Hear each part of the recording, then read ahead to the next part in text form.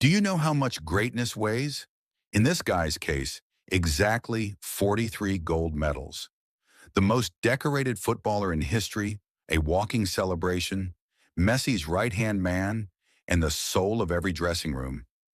We're used to seeing him with a crazy smile, dancing on the pitch, or eating a banana thrown at him by a racist. Dani Alves da Silva was born in 1983 in Juazeiro, and this wasn't postcard Brazil. It was heat, dust, and hard labor. His father was a farmer. Dani woke up at 4 in the morning to help him work the fields. Do you know what he slept on? A concrete slab. He said it taught him to be tough. Danny's father was obsessed with football. He even created his own team just to be able to play.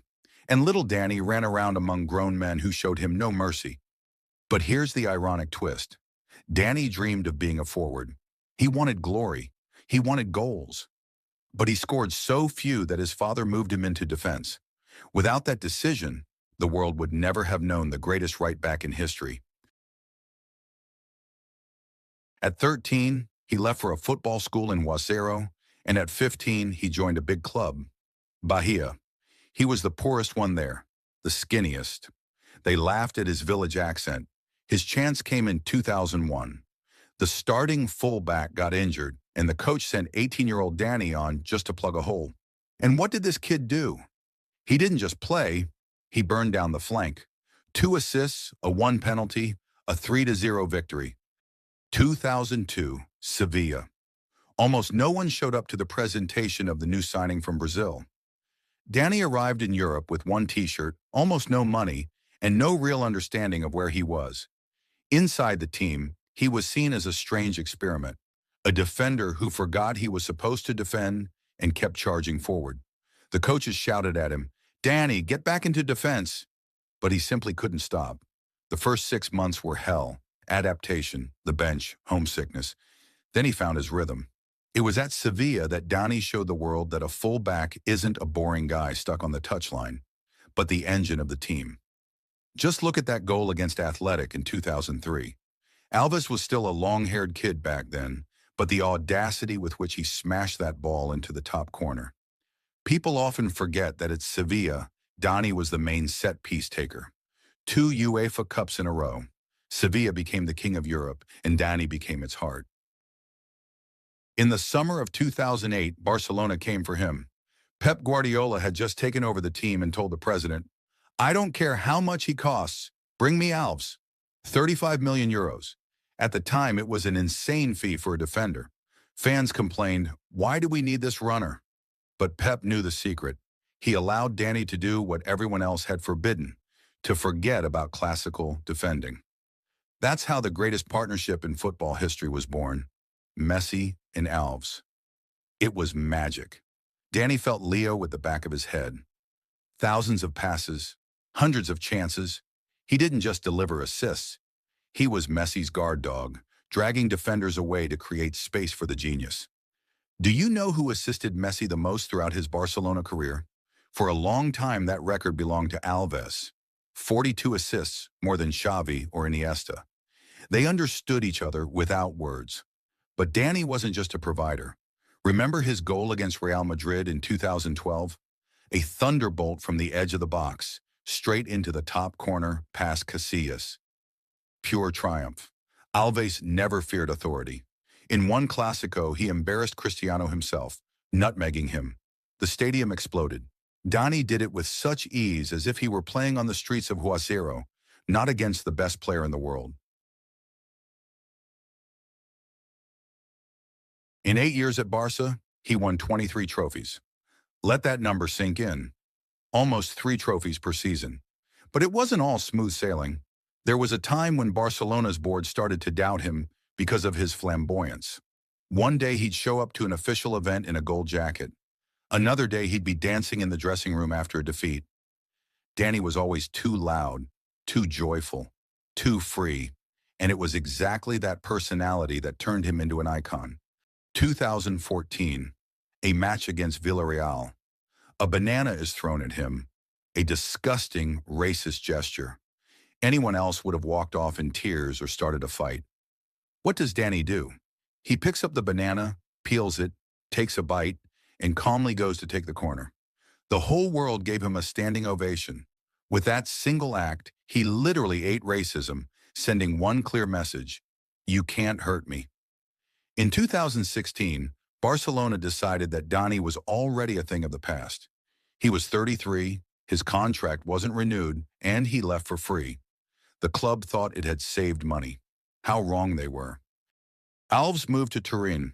Juventus stood for strict discipline and concrete hard defense.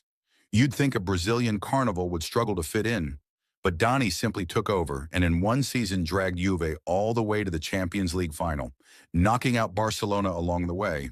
Then he crushed the hopes of young Mbappe and his Monaco. In the semi-final, he met the ball on the volley and smashed it into the net. Across that tie, he was involved in all four of Juventus's goals, scoring one himself and providing 3 assists. Then came Paris, huge money and a reunion with his friend Neymar. Champions League night against Bayern. Only 80 seconds had passed. Neymar sliced through the defense, played the pass, and Dani fired it through the crowd of defenders. At 34, he was still tearing down the flank as if there were engines hidden in his boots. But Paris remembered him for more than just goals. There was one moment in a match against Lyon that showed who the real boss of that team was. Cavani and Neymar were arguing over who would take a free kick. Dani simply walked over, took the ball out of Cavani's hands and gave it to Neymar. At PSG, he won 6 trophies in 2 years. He turned into a collector of gold. A joke started going around the football world. Want to win a title? Just sign Dani Alves. But there was one peak that kept haunting him. The national team, a home Copa America. Neymar was injured. Brazil was in panic. And then 36-year-old captain Dani Alves delivered the tournament of his life. In the semi-final against Argentina, he put on such a masterclass that Messi could only shrug after the match. Dani was named the best player of the entire tournament.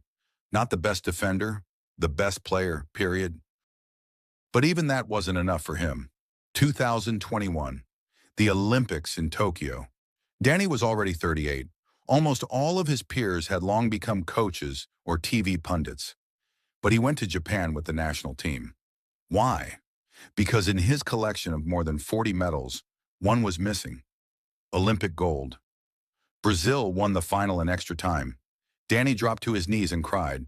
At 38, he became the most decorated footballer in the history of the planet. 43 trophies, more than entire clubs with a century of history.